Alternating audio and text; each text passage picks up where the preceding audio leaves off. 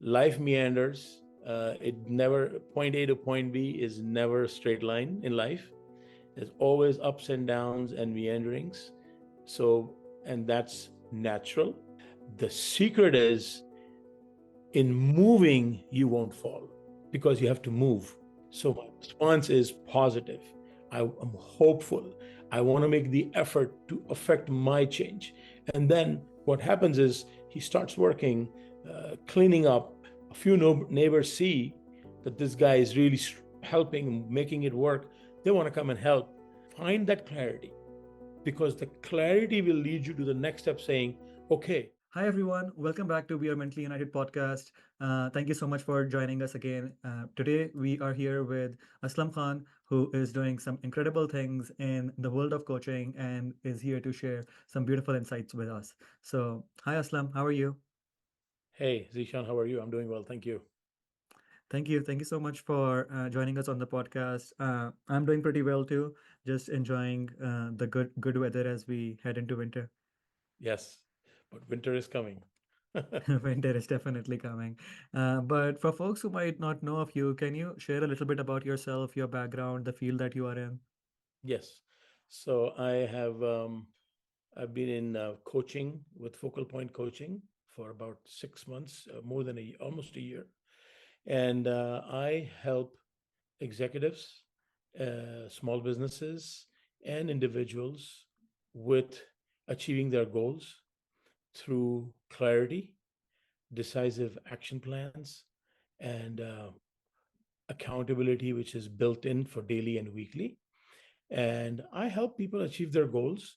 I've been doing it for 30 years in different aspects of my career. But since last year, I've kind of decided to venture out and do my own thing and have my own business with Focal Point Coaching. So, yeah. Very nice. 30 years is a long, long time to be in this profession and field. I chose Uh, my. was this how your career started? Where did you grow up? Where were you born? I was born in a city called Ahmedabad in India. I did my engineering in the city. I graduated and I came to the US in Florida to do my master's and a PhD in electrical engineering. And yeah, and I've been here since 1991. Nice, nice. Electrical engineering to coaching, that seems like a bit of a shift in profession and career. What happened there? Yeah, it's, I think one of the words I will use a lot in this exchange is the word is meander. Life meanders. It never, point A to point B is never a straight line in life. There's always ups and downs and meanderings. So, and that's natural. And that is, I think, also enjoyable. The journey becomes a little bit more interesting. And if you even look on the highways, the roads are not always straight. After a mile, there'll be a little turn, then straight, then after, because you don't go to sleep and stuff like that. So there's some design behind it, but also it makes the journey a little bit more interesting. And I think same in life. I started as an electrical engineer. I did my master's and PhD, but I wanted to be in academia, doing my PhD, but I got a little bit, taken aback by when teaching labs and courses in the university, I felt like the students were more interested in the grade than learning. And that was Mm, like a little bit of a setback for me. And I've decided at that point in time to not pursue academics. And I joined a industry company with my skills as a chief engineer of the plant. So yeah, it's always interesting with whether it's my job. And then when I was a chief engineer of the plant in about 3.5 years, I was promoted to a superintendent position, which is the in charge of the entire rolling mill with oh, wow. 100 people, and included production, maintenance, scheduling, and shipping. Of we used to make this was the only steel mill in Florida, in Jacksonville, Florida, and it made rebar, reinforced bar, which is used in concrete, as well as wire rod, which is used in wire hangers and other applications, which uses and further reduces the wire to their application. So yeah, I went from electrical to engineering to management. And then after that, in about 4 more years, I got into what is called a Lean Six Sigma methodology, along with TQM, Total Quality Management. And I learned pretty quickly that managing people is far more tougher and challenging than managing machines. And Mm-hmm. also learned that enabling leaders is more challenging than becoming a leader yourself, because you are an enabler and not one in charge. So you have to have the persuasive capabilities to affect somebody's position and explain to them with data and facts about why we do what we do. So it was a very interesting journey.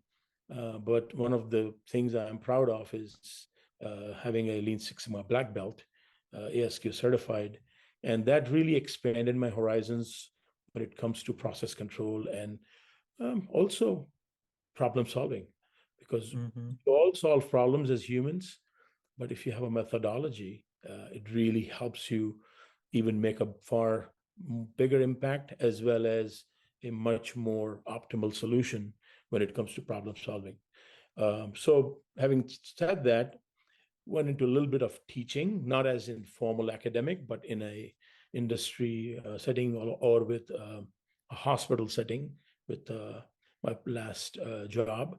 And I used to train for a week second year residents who are doing residency at the teaching hospital I was working. And I would teach them 40 hours for a full week on Oh. structured problem solving methodology. So it's an interesting meandering of the career from where I started to where I ended.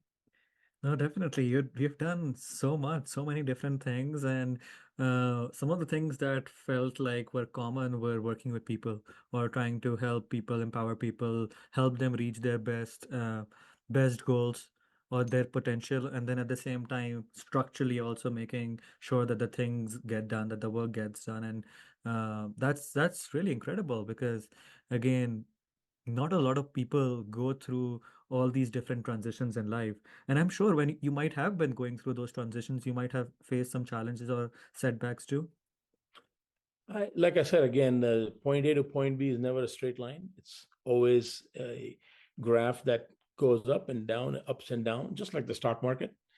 You'll Yeah, see up yeah. and down. But if you are focused, if you're invested in the market, don't pull out or don't try to chase the next curve.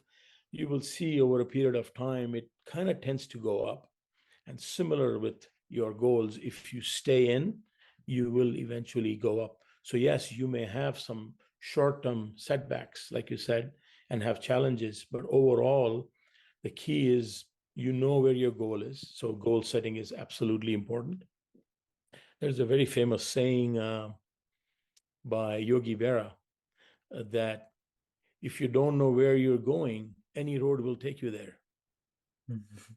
So it's knowing where you want to go is absolutely critical.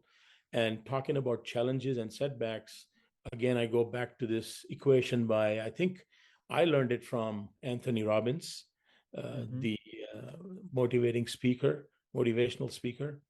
But I think it's actually attributed to Jack Canfield, and he come up with this equation. I call it the equation of life, but I don't know what they call it. But what I learned is that the equation is as such: event plus response equals outcome. And this is very interesting because we, as individuals, because they are not realizing this, we focus so much on the event, which is uncontrollable. Mm. We cannot control the event, something that's happening to us, but we have control over the response, which affects the outcome. So event is not equal to the outcome. The response to the event really leads to an outcome. So I think that's a very powerful thing to internalize, Mhm. because what happens is you know that something has happened to you, like this podcast has happened to me. And yeah, I could have said no, but let's say it happened and I accepted it. Mm-hmm. My response now is to how I deal with it. If I am negative, stressed, nervous, I could be. Or I Mm-hmm. say, you know what, this is positive. This is an opportunity to reach out to people, tell them my story. And, I am the unique me. So Mm-hmm. why have to be, I don't have to work at being myself. I am Yeah, just myself. So I think that response part is absolutely critical to drive an outcome. I always give an example that you have a hurricane and two neighbors, their houses, basically, the roofs are blown off and the houses get damaged. Exact same damage, exact same houses. And they're both the same age with the same income and one kid and all that. Everything is the same. Let's hypothetically. One person is saying, "Oh my God, look what happened to me. And woe is me. I'll never get out of this. This is so tough. Life is bad. Why this happened to me?" The second person is saying, "I know it happened, but I can't do anything about it. I know what I can do is now and forward." mm-hmm. So my response is positive. I'm hopeful. I want to make the effort to affect my change.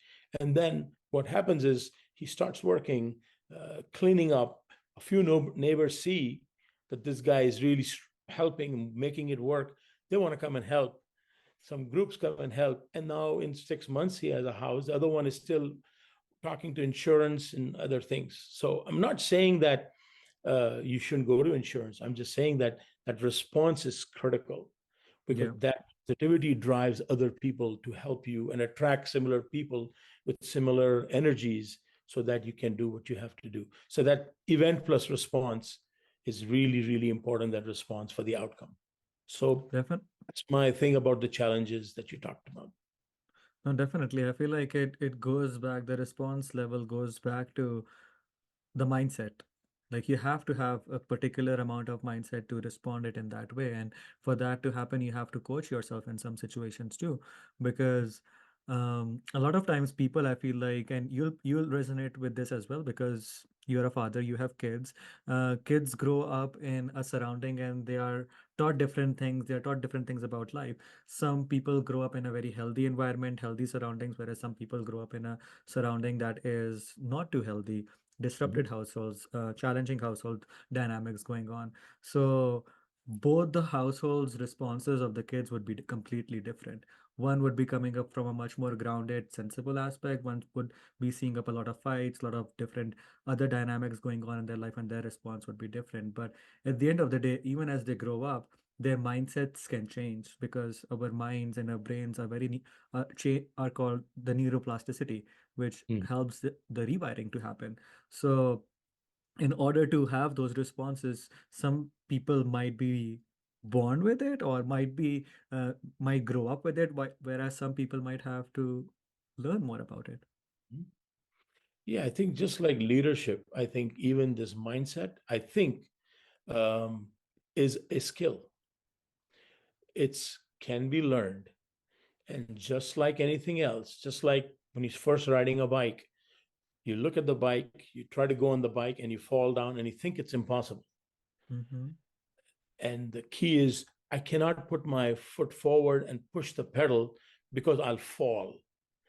The secret is in moving, you won't fall because you have to move. So moving forward is the key to success of not falling in the case of a bicycle. But Yep. people get terrified, they get what is called petrified, and they don't want to do anything because they feel anything I'll do won't be good. But I believe the only thing constant is change. So those skills can be learned. Yes, some people have it naturally inborn, or they have just, I guess, through osmosis. Like you talked about a very positive, supportive, loving family environment brings that positivity and hope in the child that things will turn out okay. But for Mm-hmm. that, it's not, then they have to unlearn the wrong stuff or the negative stuff and then learn the new stuff. And every time you learn, there is an effort. Learning is never free. Either you have to spend focus and time and money or go to a course, or you have to immerse yourself in the environment. So, they say the best way to learn a language is to immerse yourself. You go to a Mm-hmm. foreign country, get immersed, and suddenly learning the language is so easy. I've tried other apps that are on the phone, it's very difficult because it's so forced. But if you go for a week, which I went to like Istanbul, Turkey for a week, and I find like I picked up so much in a week about the language Mm-hmm. and conversational part than I tried to do on the app for months. Yeah. So And life is also like it's a lifetime experience of learning. Like every day we are learning, every day we are growing, or we should be having that mindset too. Because again, if you don't have that mindset, then you get stagnant, then you get stuck in your thoughts. we have what is called a 1% rule. So what we say is don't try to improve a lot. Just try to improve 1% every day. Only Mm-hmm. 1%. 365 days is a lot of percentage. Even if you don't get the 1% exactly, 1% every day is not much. But over a Mm-hmm. period of 365 days, it's a lot. Mm-hmm. And the reason why I say this is people look at the goal and then they get discouraged because it's so far away. While all they got to do is do that 1%. And the 1% is very easy. But the key or the magic or the secret sauce is doing it every day. And I think with attitude, with mindset, when you start the day by saying, it's going to be a good day, I'm going to achieve things, I'm going to learn something. So, this is my pet peeve with my kids. They have to learn one thing every day, no matter what. Why? It could be about something totally um, irrelevant to them, but it's something that they never knew. Oh, did you know that, like my son told me the other day, my older son, that the largest desert in the world is not Sahara, it's Antarctica. Because just because doesn't have sand, no, it never rains there. Desert means some place that never has rain or less Mm-hmm. rain. I learned something. So, and I think when you have that excitement for learning, it's very contagious. So it goes to your kids too. And I think that's for parenting side, as you said, the parents must be involved and have this excitement about learning. Because now what you do is, like there's a lot of programs in school about reading. You do this and you get this, and you get this ice cream thing from this bookstore and or coffee or whatever it is. The same thing for learning. We should have that for learning too. You learn everything, one thing every day, and it changes your life every day by a small amount. But then over 365 days, it's a big difference. Baby steps. We gotta take the baby steps first. And take it, not think about it, not talk about it, not plan it, not put it on a spreadsheet. Do it. Do it. Yeah, take the action. Or as Nike says, just do it. That's true. And it's came from a very important, it's a very anecdotal story about a consultant who goes and says, if to improve your company's health, you need to eat carrots every day. Everybody needs to eat 2 carrots. They start doing it, and after a month, do I really need to eat two? Somebody will go down to one. Somebody says, carrot really has beta carotene in it. So maybe I just take beta carotene pills. The idea was, and after 3 months, they're almost nowhere because they've lost it. So eat your carrots is the phrase that anecdote uses, is don't stop doing the things that you're supposed to do, because otherwise you kind of lose the plot and then you lose where you want to be. And that's where companies also and businesses, they kind of lose their true north. Hmm. And individuals, they also kind of lose their purpose.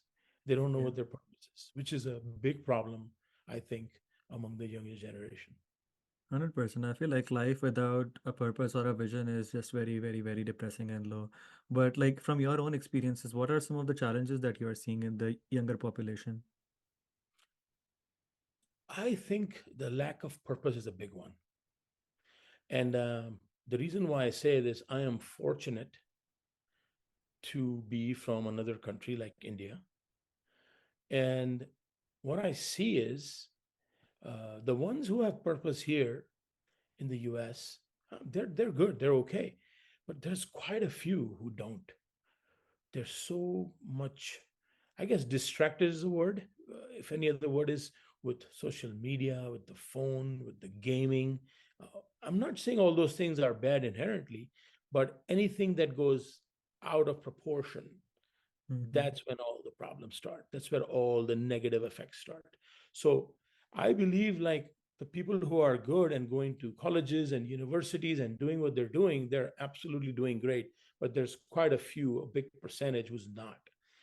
When I went to India for a wedding this past summer in 2025, I could see the young people, but they have this passion. They have this, they want to do something, they want to prove something because they don't have enough. So they want to get out of that situation. Of course, Mm-hmm. those people, they're on drugs. We know that, but we're not going to. I'm talking about a normal person who is trying to, get out of school and do something. I can say it's a huge difference, but I do see a difference that they have a more sense of purpose. I think the problem starts with that not having the sense of purpose. Because once you have purpose, then guess what? You ask yourself, in order to do that, what is my goal? When you talk goals, then all you have to do is a small adjustment saying, make your goals specific, Mm-hmm. measure, and time bound. So now Yep. that purpose, Smart goals. That's what we use in therapy also with our our clients, goal, like smart goals. yes. So those smart goals approach is just tweaking the person who has goals. So that really brings to them, oh yeah, now I can measure my success as I go along, and it is time bound. So I just don't say, oh, I'll do it when I get to it. No, I need to get it done in a. So that again, that time bound also creates a new sense of purpose because it has Mm-hmm. to be done time. After the purpose, normally what you say, okay, so how do you plan to do this? You just can't do it in one day. So just do it is to get started, but then you need a plan, which is pretty decisive, not just, oh, I'll do anything. No, it's very specific again. When you have a specific plan that is meeting that vision and goal that you have, now you're working towards a plan to achieve your goal. And then the third part, which I really believe is one of the things I really, really strongly emphasize, is some kind of built in accountability system. Mm-hmm. So that it's either weekly or monthly or whatever it is. Because uh, I remember, I'll give an anecdote. When I was in Florida, the HR person there, he said that he was a little stressed out. He was like, "Oh, I gotta do the um, affirmative action plan. It's a requirement for HR." So I said, "So what do you do with the plan?" He's like, "I'm making the plan." It's like, "Okay, and then what happens?" And he's like, "Well, at the end of the year, I found out whether I did it or not." So I said, "No checks in between?" He's like, "Nope." And I said, "Then it's not a plan." "What do you mean? It's a plan. I have to report it to the government." I said, "It's a wish list. A plan without follow up is a wish list." So Mm-hmm. this, you have the goal, you have the purpose, you have a plan, but the daily accountability or weekly accountability is needed so that you make sure that you stay on course. Or if you check after 11 months and say, "Oops, I didn't make it," well, you don't have enough time in a month to fix it. So Mm-hmm. it becomes, instead of a plan, it just becomes a wish list. So the daily accountability is a critical piece to make the plan work to achieve the goal. 100%. No, I definitely agree with you on that. Like there has to be some structure, whatever structure works best for one, but accountability or self-accountability in those regards is very important. And I think the structure lacks because somehow I feel like it's linked with media or social media consumption because social media consumption is quite addictive within itself. So you lose track of time when it becomes that addictive, and when you lose track of time, you sometimes procrastinate or you sometimes don't get the things done that need to be done. And it eventually leads into you not holding yourself accountable because if you're holding yourself accountable, you're going to have to stop going back to that addiction of social media. So I feel like people get trapped in that cycle and then no one wants to be too hard on themselves. So they just push away the accountability uh, in in a few weeks. And I think you talked about social media. I give an example of how addictive it is. I'm going to use names. You can edit it if you want later. I had installed TikTok Mhm. and I opened it because everybody was talking about it. This was like 4 years ago. And I installed it and I started looking. And I couldn't believe this myself. When I looked at the watch, it was 4 hours. Yeah, yeah. I'm like, I'm a 50 some year old man who just vaporized his 4 hours of his life because he's just scrolling. I immediately, first thing I did was I deleted the app. My first day I installed, in 4 hours, I deleted the app because I knew how bad it was. And I'm not saying Mhm. the app is bad, but what it's doing to me is bad for sure. Mhm. Now, just take that to a young mind which has not developed some good habits of self control, of accountability, of getting things done, being responsible. And now you subject them to this free flowing, what's going to cause in their mind no sense of time, no sense of getting things done. It just creates this, like you said, the social media. So back to the point is you have to put things in place, which is checks and balance. So one of the Mhm. things I found out in my phone was, this was 2 years ago, I was picking up my phone to check messages 123 times average a day. Wow. And I thought, I'm just a normal guy. So I said, how do I fix it? So I kept looking around, and the answer was there in the phone saying you can do what is called summarize notifications. So every time something pops up, you won't get a notification. You will get it. So you can set the time every 2 hours, I set it every 4 hours. So first thing in the morning, then lunchtime, then after work. And so now, yes, you get those 40 messages, but you're not picking it up 40 times. Yeah. You're only picking it up once, and in 10 minutes you're done with it. Otherwise, you just keep. And there's so many studies on multitasking which doesn't work. And they're saying if you get distracted for 10 seconds on what you're doing, you will have to waste 5 minutes to get back to where you were. And I'm Mm. thinking 123 times, how poorly efficient I would be checking messages, getting distracted every time something pops up. No, if you measure it that way, if you keep it that way, then that makes up so much sense. But like a lot of people don't do that, and a lot of people like I have met a lot of people. I've spoken to a lot of people who have these apps that monitor how much usage that they're having, and the thing is that it works for a week, it works for 2 weeks, but then people go back to their old habits rather than staying consistent. So again, it has to be consistent. Like you have to hold yourself accountable again and again for it to become more of a natural habit. Habits. You talked about habits. I'm going to go back to my seventh grade. Her, her name was Miss Nisha Mandiratta.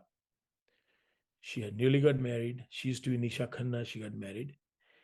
She, we had this. I went to St. Xavier's Loyola Hall. Shout out to St. Xavier's in Ahmedabad, one of the best schools I think out there. And we had a classroom. The entire back wall where the teacher would stand was a blackboard. It was just painted in some special paint. So you could just ride anywhere, and it was 9 feet high and 15 feet wide classroom. And with a big chalk, she wrote on the very first day, first period, the word habit. And then she said, form good habits. You will eventually, if you're not conscious, you will form bad habits. But be conscious, be aware, and form good habits. And then she said, I'm going to show you how habits can be so sticking. She's going to use a visual thing. So she takes the duster, the eraser, and she erases the H. It's a big, it's a big HABIT on the screen, on the Mhm. blackboard. And she erases physically the H, and she said, see, a bit remains. You try to get rid of a bad habit, a bit remains because H is removed. And she Mhm. goes, erases the A. See, that bit still remains. And he says, you work so hard, and you try to get rid of that habit, and you remove the B, it still remains. So, Wow. just trying to say is that good or bad, if you form those habits early in life, they'll stick with you. And hopefully, if you have had better habits, then it'll stick with you, or you'll have to work really, really hard to get rid of the bad habits. So that's why you talk about neuroplasticity. That's what she didn't know the word neuroplasticity and forming those pathways in the brain, but she was exactly addressing that. Mm-hmm. Mm-hmm. Well, she said, you form a habit, good or bad, it's going to be extremely difficult to change it. And that's why, Atomic Agree. Habits, what does it say? You keep doing it, even if small. Now you've built that pathway. And then after 2, 3 months, now you formed really a good habit that you wanted. So, absolutely, what you're saying, Exactly. social media. So, my kids, both of them, they were the only people in middle school who didn't have phones. Wow. Both of got That's very unheard of. both of them got their phones in 10th grade. That's pretty good. And you know what? They never missed a lick. If they wanted to call home, they could go to the principal's office and call home. No problem. So he's like, the excuse, oh, what if my child wants me, it's emergency. Well, there's other people who have cell phones, and the school has a phone. So it's Mm-hmm. not like so it's, I talk about, how parents can give time and then they give toys because of the guilt. I think the phone is very, very strong example of that. You don't have time. 100%, especially in today's time and age, because like what even when I'm working as a therapist, when people are waiting up in the waiting room, sometimes it takes me 3 to 5 minutes to get to them, to grab them once they've arrived. And when I go up there in the lobby, a parent is using their phone and the kid is using either their own phone or another tablet or a video gaming device. And I'm like, you are here for therapy and you know that the things that the kid is struggling is with communication. So this is a good time. You guys are outside, just communicate. But I feel like it just becomes easier for a lot of parents in today's time and age with a lot of things that are going on for them as well, at the same time, just to leave their kids with these devices or just to let these devices babysit their kids, but it becomes a huge problem then. So, you made a very interesting point about babysit. Mike, I give a hypothetical scenario. You have two choices for a babysitter. A babysitter is a 16-year-old girl who is very musically inclined, is very good with the kids. She knows rhymes, a little bit of music that she can teach the kids because she enjoys music. The kids will enjoy music and they have a good time together. That's one.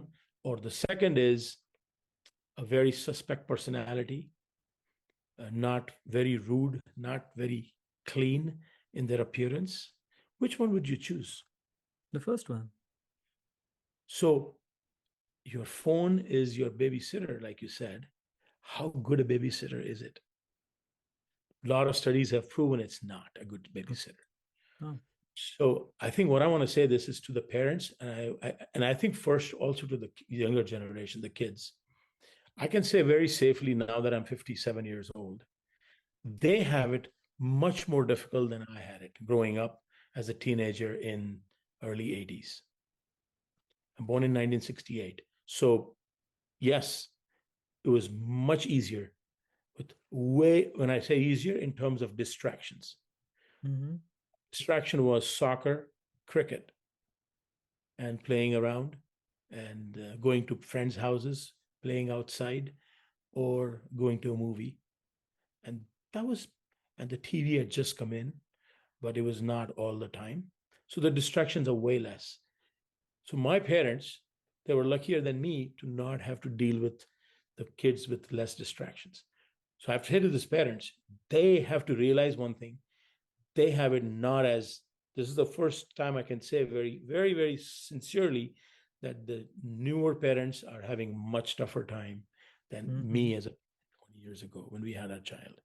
So it's getting worse because these algorithms or whatever is designed to distract. It's that what is that? It's the hit that you get in the brain. Dopamine head. Yeah, it's the Dopamine hit. dopamine. Yeah. And then you just keep craving, and it's a negative feedback loop. The dopamine Yeah. is a negative feedback loop. To get the same dopamine hit, you need more stimulation the next time. As far as serotonin is the opposite.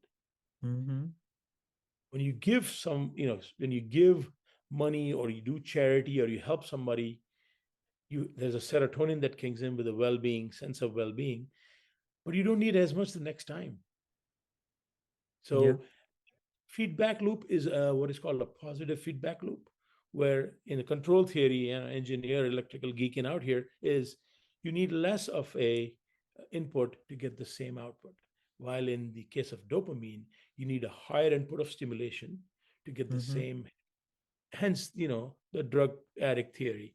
Well, you need more and more and more Yeah, and until that's, I feel like that's what's happening, especially for the younger generation, because like their brains are not fully developed, so they're getting hooked up pretty fast. And when the devices are getting taken away, that's when the outbursts or the reactions are coming in from. And I very much agree with you that parents or myself also, I'm a millennial, I was born in 94, but even for myself, I feel like life was difficult in a different way, but not in a way that it's difficult for the kids these days. Because aside from the addiction aspect, it's also making them lose their or lessen their attention span. The attention span is becoming less and less. Even for parents themselves, aside from the kids and all the habits that the kids are having, the lives of parents is also, they have additional stresses. Taxes are becoming more and more high, things are becoming more and more high, rents are becoming more and more high. So they are managing those life logistical things as well as trying to manage up these things. So it's a very chaotic times for these young parents out there. And you know what? When you talk about these chaotic situations and stressful situations, you talked about taxes and all that. When you talk about those things, what naturally comes to mind is how do you cope with this? Mm-hmm. What are the coping mechanisms? And what are the coping support structures? Do you have a good support structure socially? And, in the blue zones of the world, the six blue zones where people live to 100 and more, they ask them, what are the key essential elements of your longevity? And the first thing they said is a sense of social belonging. Mm-hmm. They didn't talk about exercise. They didn't talk about food habits. We focus only, oh, Okinawa, they have all this seafood diet. No, no, no. They have a sense of purpose. They have a sense of belonging. They feel that they belong in a greater society. And the biggest thing they say is, the older people say, we have the blessing to interact with the younger people. Mm-hmm. Whereas in our society or in our today's time or in the more rural and urban communities, it's becoming much more individualistic, where people are becoming distant from communities. So they And feel the like they are by themselves in whatever troubling situation that they're going through. and the biggest, there's something concept called deep fake. you know Mm-hmm. I think one of the bigger uh, fakes, I think, out there is, in my opinion, is people feel by having all these social media accounts, see, I'm connected to all my friends all over the world. But Wow, are I you? Are you really? think that's the point I'm going to get to. So yes, you are texting somebody in Australia, but are you having that relation where you can talk to him if you have a problem, or you have a challenge, or you have overcome a difficulty? Do you have that connection, the real connection, to say, hey, buddy, hear me out. If nothing, I'm going to vent. It Mm-hmm. used to happen. Now, people find a very, very odd ways to vent on Twitter and other places. And, they call them, these warriors behind the keyboard, because they can say whatever they want because they don't feel any accountability that anything is going to happen to me because I'm anonymous. Uh, Mm-hmm. it distorts the sense of reality a little bit, especially the social bonds. I believe if you are not part of a community, you are at a very big disadvantage on coping with these things, Mm-hmm. because everybody will have stress. That's not going to change. Every generation has a new challenge, new stress, new whatever. But how do you cope with it? If you don't have the coping mechanisms or a support structure, well, it's going to be even more difficult. Like you said, it is getting difficult because they feel they're connected, but they're not. Yeah, yeah. They have that fake sense of illusion of connectivity, but they're not connected how a community should be connected. People don't know, like when I was growing up, and you can probably attest to it to a much higher degree when you were growing up, you knew everyone in your neighborhood, Yes. right? I knew. Today's kids don't even know who their next door neighbor is. And you raised a very point that triggered my memory about summer vacations. It was so, this was, I mean, right now people can't even relate to it probably, but this is true because this is my personal experience. We would leave after breakfast to go out and play. And then some mom would call out to someone for lunch. That's already lunchtime. And then somebody would say, you know what, why don't you just go to my place for lunch? And then the auntie would do whatever it. Mm-hmm. And then there were phones, so the mom would call, hey man, two other five different women, are the kids at your place because they have not come for home? And some one of them said, yeah, they had lunch at my place, they're good. So they were done. And then my rule was to come home before dark. So as Yeah. it's getting dark, come back home. Sunset. Sunset, yeah. So that was our summers. So much, not only bonding, but spending the best time, which is summertime, playing with other people. And it's just like your day was, and you got tired, and then you went to sleep. So Mm-hmm. physical activity, you had social connections, and then you got tired and you got to sleep. We talked about social media and technology. I say this: there's good and bad everywhere. I use Chat GPT to come up with my training program for myself. I do 4 days a week, push, pull, legs, and a cardio day, so and get Mm-hmm. rest in between. And it did it for me in like 5 minutes. And of course, I tweaked it. But who am I going to go and do that exercise with? If it's alone, I can do it alone. But if I had a what's called a gym partner, would be nice. Why? Exactly. Because it's the human interaction that makes it more interesting and enjoyable. Definitely, there's a lot of challenges that these younger generation and parents are going through, and a lot of it can be changed with mindset. A lot of it can be changed through coaching as well. For as you yourself run a coaching consultancy, focal point coaching, how does that work? Like, what happens when someone reaches out to you for the first time, and then how does that become more of a relationship, and how do you help them achieve goals or their treatment plan work that they might have? So you use the exact word that we like to use.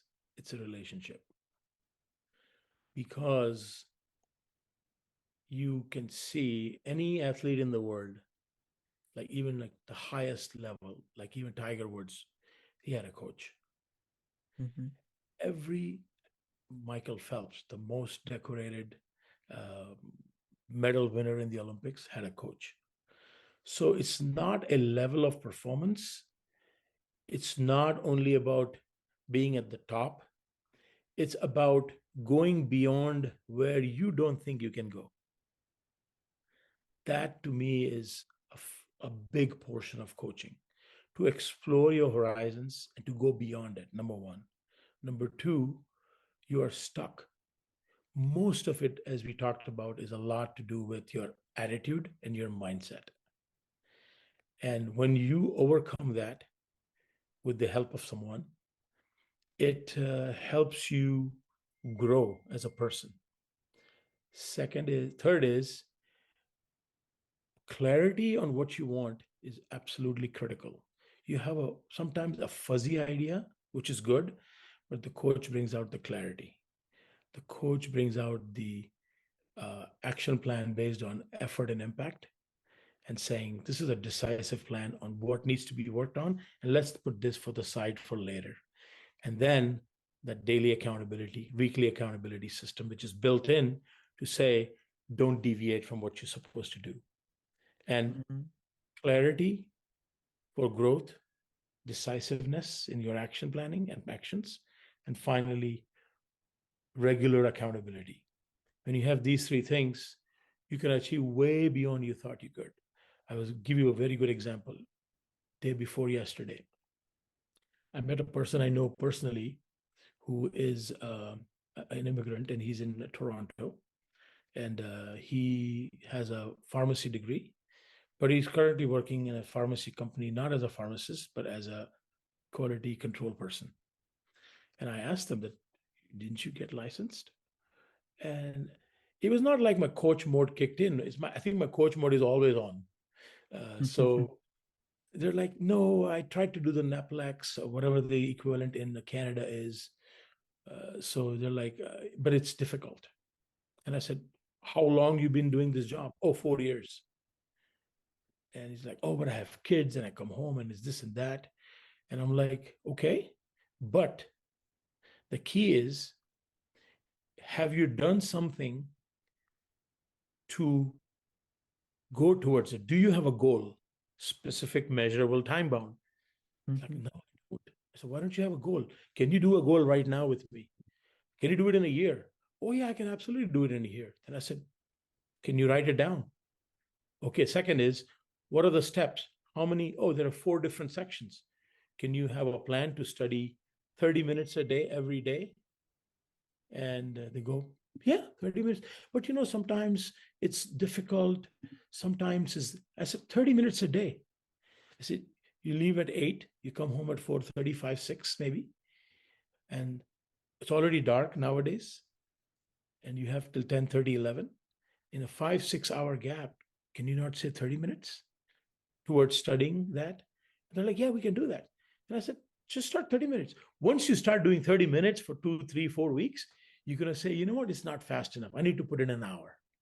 But I'm already doing 30 minutes, so it's easy for me to commit. And then you can reach your goal. So I think, uh, like you said, that coaching, what we do is to bring out the possibilities within the person. Most of them are limited by their personal experiences in the past. So we challenge those ideas, we challenge those boundaries that they think of, can I do or can I not do? We break through that to say, what can you do more than what you thought you could not? And that's what coaching is, to inspire, to guide, and to make sure that they are accountable in what they commit to. 100%. And like what I also hear from you is like building up yourself bit by bit and not just doing the hardest thing first because if I do the hardest thing, I'm going to be more successful. Not like that, but like building yourself up towards a sustainable success. Because, sorry. Yeah, go ahead. Because hard is 2 types. One is that long drawn out part, which people really, really give up on. But the other one is something that it's a small action that you don't like to do. Mm-hmm. So, for example, saying, um, I I don't like I don't like my morning routine, but I don't want to do anything about it. So, like for saying, I don't make my bed, I don't brush my teeth. No, it's a very small thing to do, but you find this is disliking to you. So Brian Tracy, the founder of Focal Point, he has a whole book called Eat That Frog. And basically saying, whatever you don't like to do, which is a very small, minute thing to do it first. Mm-hmm. So the difficult, hard part that you talked about, there is a small stuff which you can address right away, but the long stuff, yeah, it has to be done slowly with that 1% rule and forming the habits. If you do that, then you will have a much better chance at accomplishing what you can. Another thing I would just plug in, and I not plug in for Elon Musk, but he made a very interesting point on X that I saw. He says, we make a 10-year plan. Mm-hmm. Then we finish the plan, we go away, we come back after a few days and says, now these are all the things we want to do in 10 years, right? And then he says, I challenge you all to the team and says, get it done in 6 months. I Everybody saw gets that one. stressed. Yeah. But guess what happens when that mode kicks in for 6 months and the 6 months is over? They find that they have achieved 2.5, 3 years of the 10-year plan in 6 months. Exactly. Yeah. So just He do play it. he plays that trick a lot of times with a lot of his launching dates. Like he announces a launch date next year or a couple of months, and his team is like not even half of the work is done yet. But then it expedites the whole process because it Sense of encourages them and urgency. pressurizes them to do it. Sense of urgency. There's a very good book. I don't think people read it anymore, but I read it. It's called the Parkinson's Principle.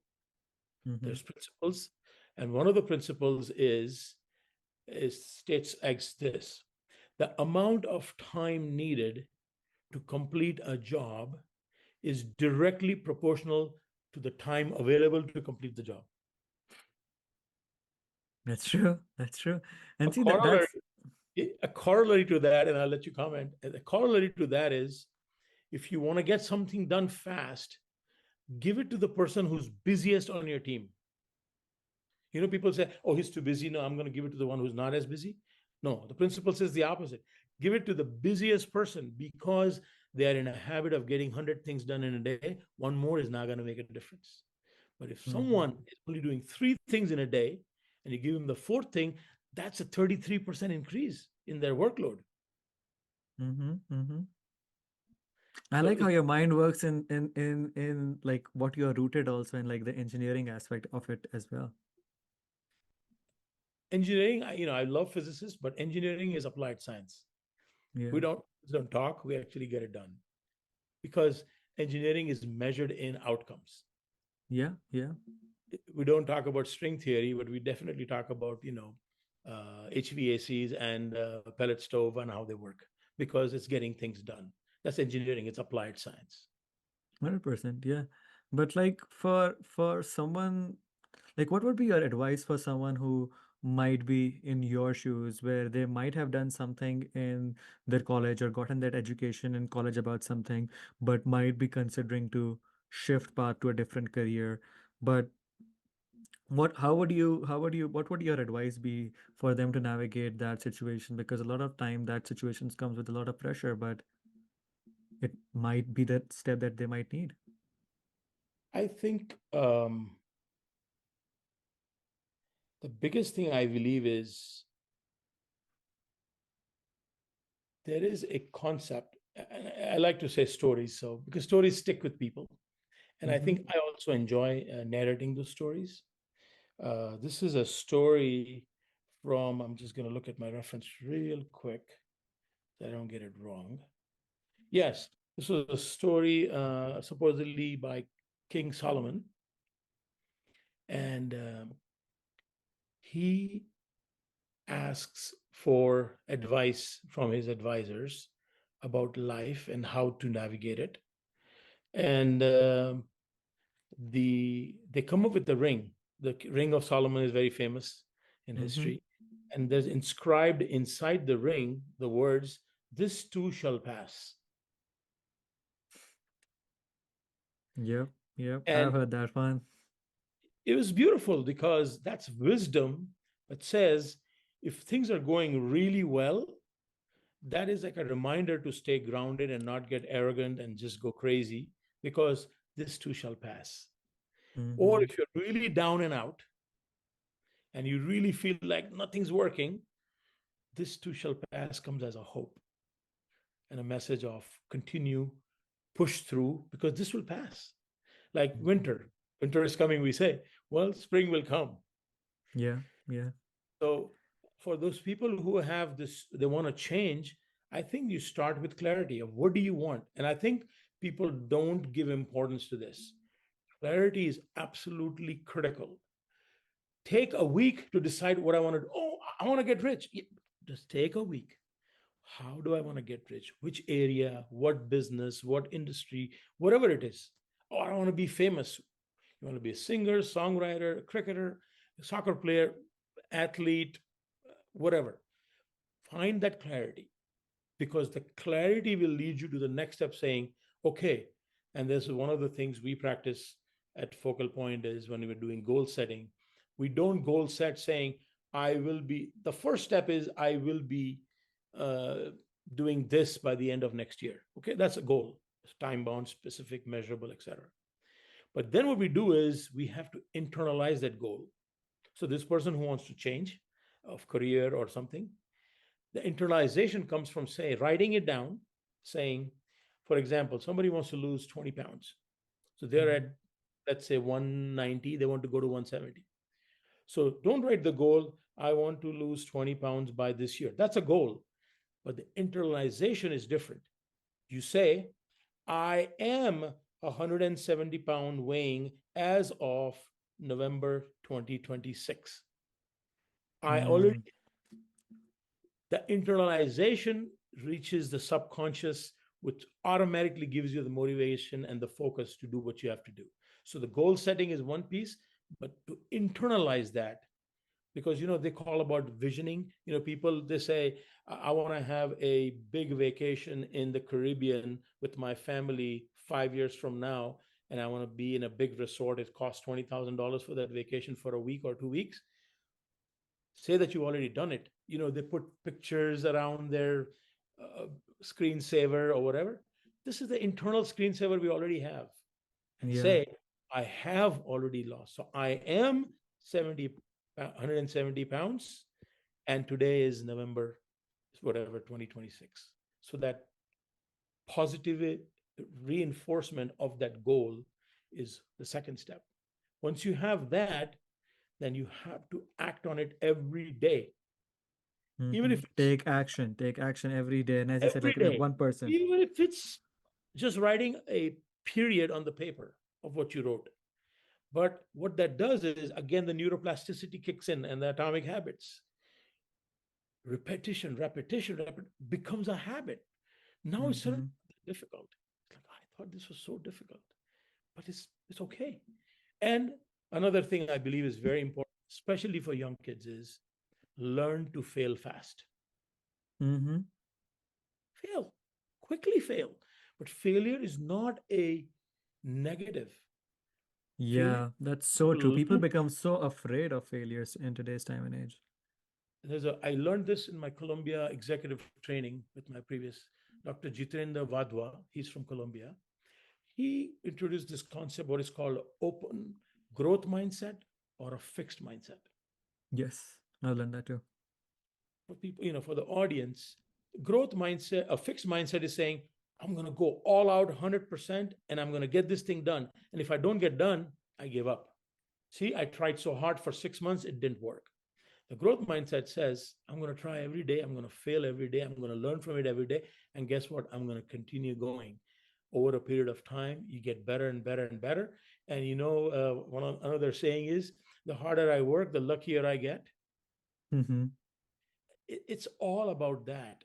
To just, I think I learned this. You learn from anywhere. And like I said, I want to learn everything, every new thing at least once every day. Every day I want to learn something. I learned from my middle school kid. They use a program called NED, NED.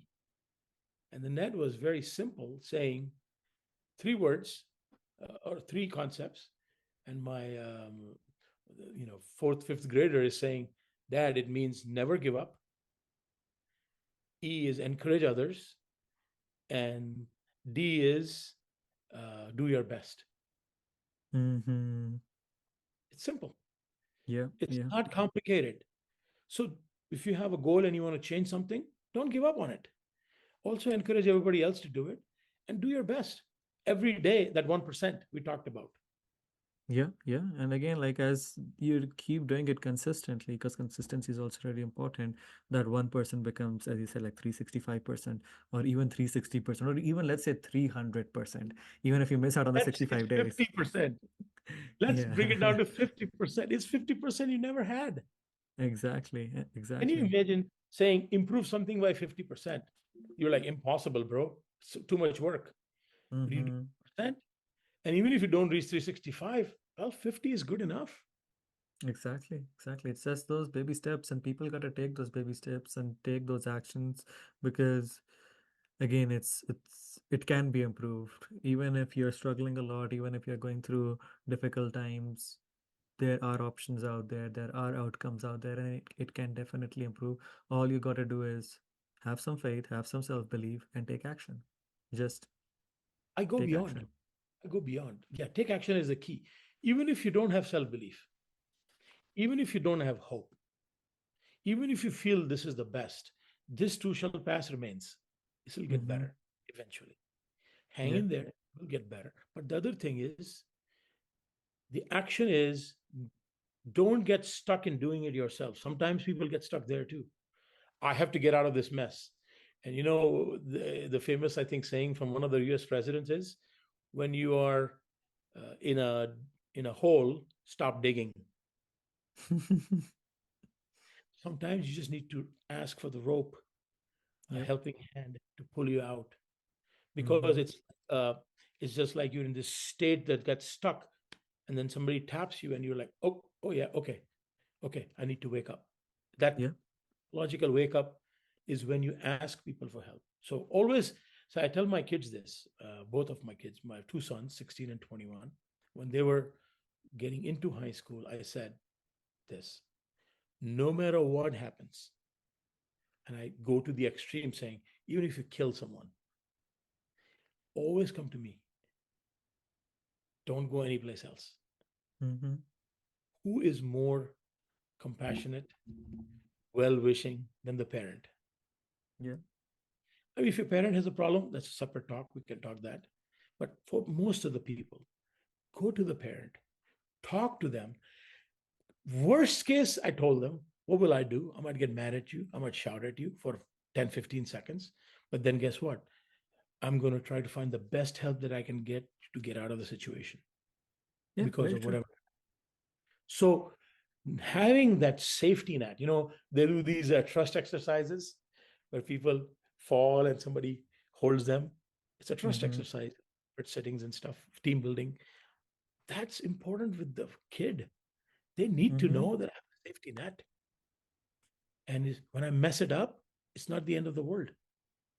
And another thing I believe strongly in is, the past is past, it's over. Don't dwell in it. Learn from it, yes, but don't dwell in it. And one of the spiritual teachings I know is very strong is, this wise man says, life is only 3 days: yesterday, today, and tomorrow. Yeah. Yesterday is finished, it's gone, it's over. Even if you try, you cannot change it. Yesterday is finished. Tomorrow is a big question mark. You don't know what's going to happen. You don't even know if you're going to be alive tomorrow. So why worry about it? People with anxiety, they try to live in the future. If I do this, what will happen? Let it go. Today, tomorrow, it'll become today again, Mm-hmm. eventually, with passage of time. So really, all you have is the now. What am I going to do now? Not keep worrying about the future or getting sad about the past. Whatever bad thing happened is over. What do you have is now. Move on. Exactly. No, Continue work. that That's it. that's very true. Like living in the now is extremely important, and a lot of times people struggle because of not living in the now. And as you said, like parents or having a support system or a caregiving system in today's time and age is extremely crucial. Um, Good for people who have it, but for people who might not have that kind of a support system, that is one benefit of having, I would say, the media or the social media or the internet, because internet has allowed us to connect with a lot of different resources that are available up out over there, lots of different programs, support groups that are available out over there. So even if someone has a challenging family dynamic, challenging trust dynamic with their closed one, there are still resources out there that people can tap into and seek help and support from. Absolutely true. I just give you a live example. We had a lady in the community. She passed away recently. She had cancer. But when she got to a stage where she could not drive anymore and somebody would have to give her a ride. So, it was like, so everybody's working and the appointments are there at 2 p.m., 1 p.m., and somebody has to take time off work. And then somebody started looking and they found out that there's adult transport services in the county, Mm-hmm. free. So, like you said, there's so many resources that we don't even know, but we have to go look and find out. And like I said, the person who is really feeling down and out, just make sure that one action always remains is to seek help. If you seek help, somewhere, someplace, will get you the help that you need so that you can move on with whatever thing you're dealing with. Yeah, no, I completely agree with you on that.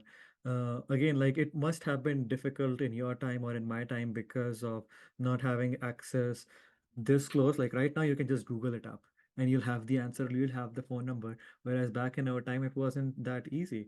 So, internet or media has definitely caused a lot of harm, but in these ways or in these different unique ways, it has also really helped and supported or is providing resources to the community as well. But So can I my little soapbox? Little yeah, go for soapbox, it. Go tiny for one. it. Yeah. Yeah. IT is information technology. It's not knowledge technology, it's not wisdom technology. It's information technology. So what you said is absolutely correct. We have access to all the information at our fingertips on the phone or laptop or whatever. But knowledge is different. Wisdom is also different. So people equate information to knowledge. Mm-hmm. That's another problem that the younger generation has. And that's even becoming more challenging with AI agents. I can ask a complex question and they answer it. Oh, that's knowledge. It's, it's called uh, large language model learning, that AI agent is. Yes, it gives you a lot of good things, but the human side, another lesson I know is the best knowledge is the one that you've experienced yourself. Mm-hmm. You know, if people have had the uh, the margarita pizza in Naples, Italy, it's the real thing. You know, you say I had it, or you say, oh, I got DiGiorno. I'm nothing against DiGiorno, but it's not the same. So there is levels of learning, there's levels of understanding, there is definitely levels of knowledge, and people confuse information with knowledge. Uh, Mm-hmm. yeah, if you want to find out if the service is available, that's information. You can That's quickly look. information. Yeah. Yeah, so I think I just want to get on that soapbox for a moment and saying, don't confuse knowledge for information. No, that's very true. Yeah. Knowledge is completely different. Information is something that you can easily reach out to or find up on the internet, whereas knowledge is something that you cross-reference, cross-checks, you learn, you spend some time to learning and developing, and knowledge is not spread on the internet. I feel like, I mean, it is there on the internet, but not on TikTok and fast social media internet. It's more of information, which can sometimes be dangerous information as well that people consume. But we can go on and on. We can talk more and more, but I know that we are a little short on time. Sure. So, what are what's something next that's coming up for you professionally and personally that you're really excited about? Um, it's the biggest thing is the making that formal change to becoming a coach and not having another full-time job on the side. So this is my full-time work. So yeah, I'm looking for exciting clients who I can help with their goals, their aspirations, somebody who's struggling with their constraints, their mental blocks or whatever, because I believe that I've helped people their entire lives, but now I want to do it in my own space, my own time, Mm-hmm. and because I'm in a much more relaxed state of mind, not have to be in the 9 to 5 grind. So I just believe like it makes me a better coach.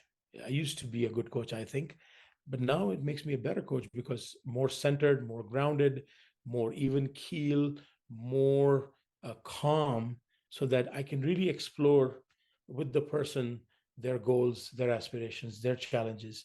And we typically face four big areas for our coaching practices. First is growth, either personal growth, revenue growth, business growth. Second is team dynamics. Oh, Mm-hmm. it's in the right place, or dynamics amongst people, or challenges there, or not enough people, or not hiring the right ones, or trying to hire the right ones. The third is time management. Big portion we are seeing is work-life balance. Mm-hmm. With the challenges of modern society is you're getting more and more. People are finding because you're only a text message away, that doesn't mean you're available 24 hours. at work. True. So there's a lot of those things that have to be addressed, and people find a hard time managing it. So we also bring to that with time management, especially with effectiveness with their time. We go into the Pareto principle of 80-20. Do the things that give you the most bang for your effort and not the trivial things. To weed them out, to ask some critical questions, do some self introspection, and weed out the not as effective activities. And last is exit strategy is people, I have a business, I want to sell it because I'm growing old or I've changed my mind or whatever, or I'm getting a divorce or whatever the reason is for selling a business or changing a job. These are the four big areas we work with, and I'm excited to help people out there. Very nice. Now that's really again very empowering work, and for all the listeners and all the viewers, I will leave uh, his all the links and email address up in the description as well. But again, thank you so much, Aslam, for joining me for this talk today. We should definitely do a part two because I know that there are a lot of different topics that we can still go on and talk more about. But I really appreciate you taking out the time and coming in here and joining with us today. Thank you for the insightful questions and kind of make me jog my memory a little bit. So thank you so much. Enjoyed it. Thank you. And I wish you all the best and take care. Thank you. Thanks. You too. Have a good one.